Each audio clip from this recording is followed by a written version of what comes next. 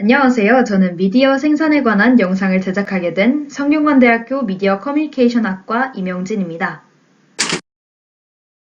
미디어 생산에 관해 다음과 같은 순서로 알아보려고 합니다. 우선 Theory Instruction 파트에서는 미디어 생산 연구는 무엇인가와 필요성, 그리고 미디어 생산 이론을 연구한 데이비드 헤즈먼델츠의 미디어 생산 연구에 대해 알아보고 이를 통해 미디어 생산 연구의 쟁점을 제시하려고 합니다. 그리고 북 리딩 파트에서는 미디어 생산 이론이 나오게 된 배경인 문화산업에 대해 전반적으로 설명하고 미디어 생산에 대해서 알아보려고 합니다. 모델링에서는 미디어 생산 연구를 하나의 도표화를 시키고 각각의 개념에서의 중요한 부분을 언급하려고 합니다. 마지막으로 결론 부분에서는 Theory Instruction에서 제시한 미디어 생산 연구의 3가지 핵심 쟁점에 대한 논의를 하고 마무리하려고 합니다.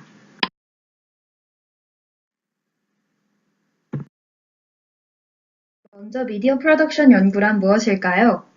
미디어 생산 연구는 기존의 미디어 연구에서 배제되어 있었습니다. 기존의 미디어 연구는 미디어 자체를 연구하거나 미디어 수용자를 연구하는 것이 대부분이었습니다.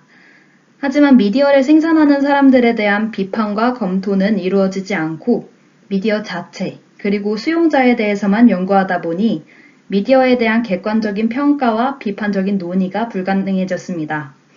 그래서 미디어 생산 연구를 통해 미디어를 만드는 사람과 미디어 산업에 종사하는 사람들에 대해서 연구를 하여 미디어에 대한 객관적인 평가와 비판적인 논의를 가능하도록 만들었습니다. 그리고 이런 미디어 생산 연구를 진행하고 이뤄나간 사람이 바로 데이비드 헤즈먼델츠입니다. 헤즈먼델츠는 The Cultural Industry와 Media Production의 저서에서 미디어 생산 이론에 대해서 설명하였습니다. 그는 그의 저서들에서 미디어 생산 이론의 기반이 되는 문화산업에 대해서 연구하고 문화산업과 문화 텍스트의 변화와 지속들의 관계를 알아보았습니다. 또한 미디어 생산 연구에서 미디어의 소유권의 문제, 정책, 권력, 미디어 종사자들의 업무 사항을 새로운 기술과 세계화에 연관지어 연구했습니다. 이 부분의 자세한 내용은 뒷부분에서 더 자세히 다뤄보도록 하겠습니다.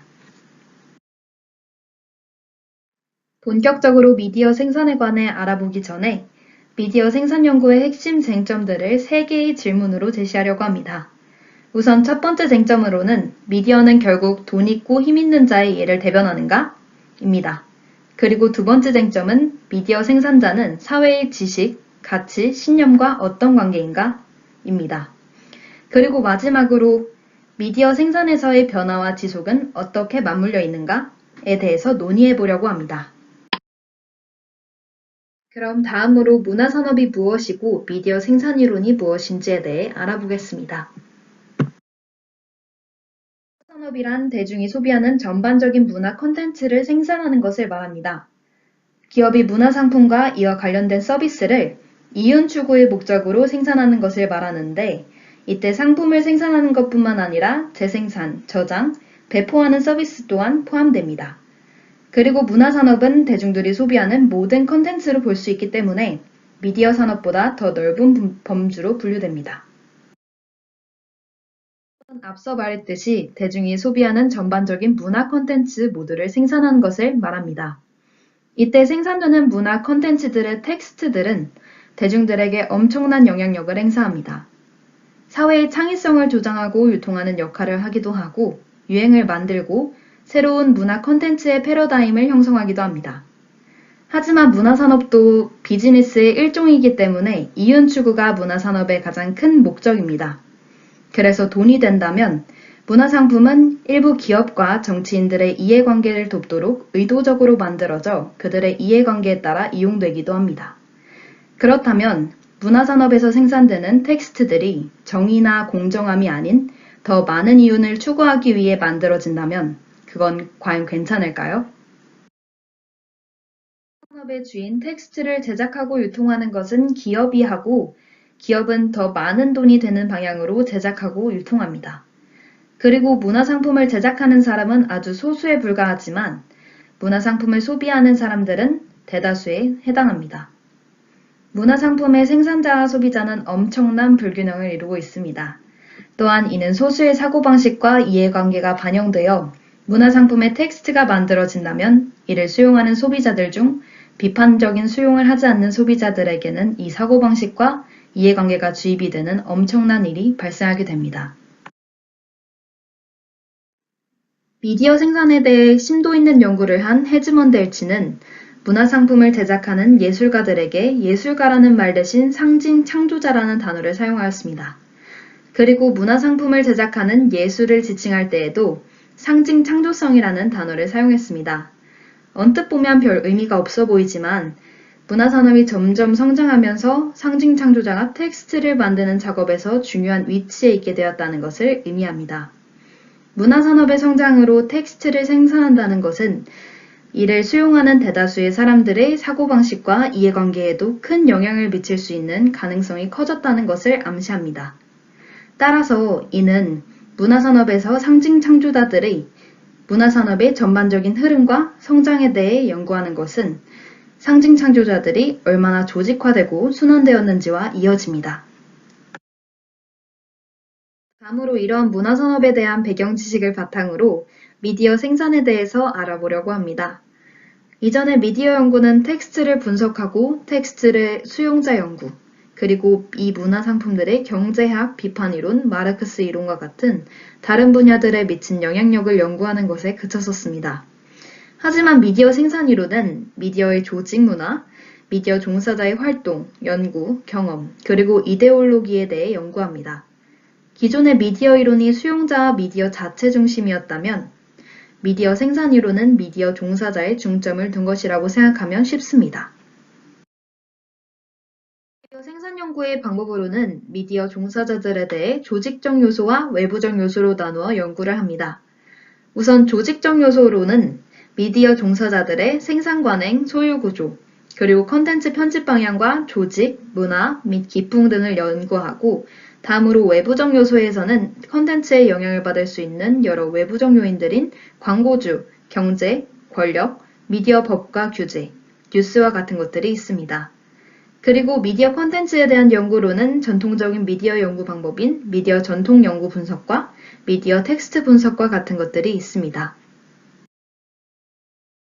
그렇다면 이제는 미디어 생산 연구의 외부적 요소인 미디어와 권력 간의 관계에 대한 연구를 알아보겠습니다. 미디어와 권력, 과연 미디어는 권력의 애완견일까요? 아니면 감시견일까요? 미디어가 권력의 이해관계대로 잘 이용된다면 미디어는 권력의 애완견일 것이고 아니면 미디어가 권력의 비판적인 입장을 취하고 견제한다면 미디어는 권력의 감시견일 것입니다. 이런 연구에 관해 정치경제학자들과 시장주의자들은 미디어에 대해서 각기 다른 입장을 가진다고 합니다. 우선 정치경제학자들은 미디어는 권력에 의해 휘둘리고 자유주의 시장 정책에 우호적인 정부를 세우려고 하고 장기 집권 도본을 위한 애완견 역할을 한다고 봅니다. 하지만 이와는 반대로 시장주의자들은 미디어가 정부 활동에 대해 견제하고 비판적인 입장을 취하는 감시견 역할을 한다고 주장합니다. 여러분은 어떻게 생각하시나요?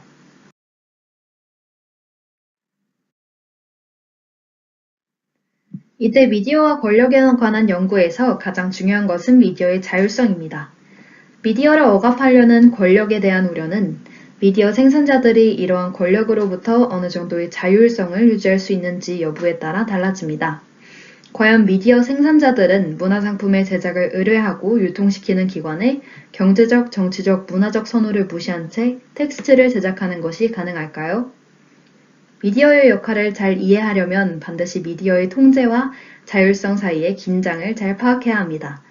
하지만 권력에서 벗어나 온전히 시민만을 위한 미디어 상품을 만들어내는 것은 현실적으로 불가능합니다. 시장 중심 체제에서 어떤 상품의 생산 여부를 결정하는 가장 우선적인 기준은 이윤이기 때문인데요.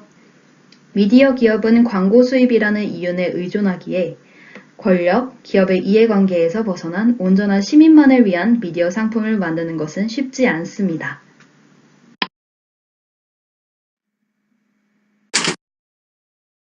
지금까지 다루었던 미디어 생산에 관한 흐름을 정리해 보려고 합니다. 우선 미디어 생산 연구는 사회의 이해관계나 지식, 가치, 신념과 같은 외부적 요소에 대해서 영향을 받습니다. 문화상품과 직접적으로 영향을 받을 때도 있고, 미디어 생산자 또는 종사자들의 가치관, 이해관계, 신념이 문화상품에 반영되기도 합니다. 문화상품들은 일종의 산업입니다. 기업들이 문화상품을 많은 이윤을 추구하기 위해 제작합니다. 하지만 모든 문화상품들이 이윤 추구라는 목적에만 치우쳐 생산된다면 안 됩니다. 적절한 규제와 제한이 필요합니다. 상품을 생산하는 사람은 소수에 불과하지만 문화상품을 소비하는 사람들은 대다수의 사람들이기 때문에 미디어 생산자들은 자신의 일에 큰 책임을 갖고 문화상품을 제작해야 합니다. 문화는 미디어 수용자에게 전달되어 대다수의 수용자의 이해관계와 사고방식에 큰 영향을 미치게 됩니다. 미디어 생산 연구도 중요하지만 미디어의 자율성은 미디어의 종사자들의 책임감과 사명감에 달려 있습니다. 따라서 미디어 수용자도 문화상품의 비판적인 수용에 주의를 기울여야 합니다. 문화상품을 있는 그대로 받아들이는 것이 아니라 올바르지 못한 문화상품의 수용은 거부하는 것과 같은 노력을 해야 합니다. 또한 사회 분위기 또한 미디어 비판의 공론화가 이루어질 수 있도록 해야 합니다. 마지막으로 결론 부분에서는 앞서 인트로에서 제시하였던 쟁점에 대해 논의를 해보려고 합니다. 우선 첫 번째 쟁점, 미디어는 결국 돈 있고 힘 있는 자들의 이해를 대변하는가? 라는 쟁점입니다. 학자들은 권력은 한 곳에 집중되어 있고 특히 미디어 기관들 또한 돈 있고 권력 있는 곳에 종속되어 있다고 주장합니다. 그래서 미디어 기업과 국가기구 간의 관계에 대해서 많은 우려가 있었습니다. 하지만 존 다우니는 미디어의 이윤 추구 행위가 바로 한 집단의 이익으로 이어지지 않는 복잡한 동학이 존재한다고 주장합니다.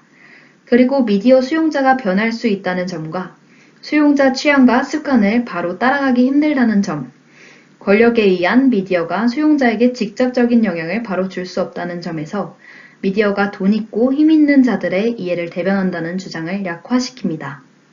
하지만 미디어는 사회적 의미에 대해 중대한 결정이 내려지는 공간인 만큼 미디어와 권력에 대한 상호 견제와 논의는 계속 이루어져야 한다고 봅니다. 다음으로 두 번째 쟁점, 미디어 생산자는 사회의 지식, 가치, 신념과 어떤 관계에 있는가라는 쟁점입니다. 미디어 생산은 많은 가치와 신념이 끊임없이 투쟁하는 장소입니다. 미디어 산업의 생산자는 기업과 외부적 요인, 자신의 개인적 요인에 무조건적으로 영향을 받습니다. 하지만 그들은 이러한 것이 반영된 자신이 만든 문화 상품에 책임을 지지 않는다고 주장합니다. 문화 상품에 대한 모습과 결과는 그것을 읽는 독자가 결정한다고 주장하는데요. 그들은 사회의 여러 면들을 반영하여 문화 상품을 제작하지만 그것을 읽고 판단하고 행동하는 것은 온전히 독자의 몫이라고 보는 것입니다. 이러한 견해에 대해 여러분은 어떻게 생각하시나요? 미디어 생산자는 문화 상품에 대해 책임을 져야 하나요? 아니면 지지 않아도 괜찮은가요? 마지막으로 미디어 생산에서의 변화와 지속은 어떻게 맞물려 있는가라는 쟁점입니다. 이 쟁점은 미디어 생산에 관해서 전반적인 흐름과 여러 가지 요소들의 상관관계에 대해서 알아볼 수 있습니다. 미디어의 전반적인 흐름은 끊임없이 변해가는 것 같지만 변하지 않는 중요한 요소들이 몇 가지 있습니다. 미디어 생산에서의 변화하는 것은 소수 대기업의 시장 지배와 세계화로 대변되는 중대한 변화, 그리고 미디어의 조직적 변화가 있습니다. 그리고 미디어의 수용자들도 끊임없이 변화하고 미디어 수용자들이 원하는 것도 끊임없이 변화합니다. 하지만 변하지 않는 것들로는 미디어 산업에 관한 전반적인 것들이 있습니다. 이러한 변화와 지속이 무성한 미디어 생산에서는 변하지 않는 미디어 산업에서 변하는 요인을 잘 파악하는 것이 중요합니다. 변하는 요인들 또한 사회의 권력, 지식, 가치, 신념에 얽혀있기 때문에 미디어 산업에서의 자율성, 그리고 미디어 비판의 공론화가 꼭 이루어져야 한다는 것이 미디어 생산 연구가 시사하는 바입니다. 이렇게 세 가지의 쟁점 모두 확실한 정답을 가지고 있지 않습니다. 서로 다른 입장에서의 의견을 제시하고 논의하는 것이 전부입니다. 즉, 미디어 생산 연구는 쟁점에 대한 결론을 짓지 않고 여러 입장에 대한 생각을 교류하고 논의하는 연구입니다. 정답을 가려내지 않고 미디어의 객관성과 공정성에 관해 미디어 종사자들에 대해 논의하는 자리를 마련할 수 있게 되었다는 점에서 미디어 연구의意義가 아닐까 싶습니다. 지금까지 미디어 생산 연구가 무엇이며 어떻게 이루어지는지, 어떠한 것을 논의하는지, 그리고 미디어 생산 연구의 시사점과 의의까지 알아보았습니다. 감사합니다.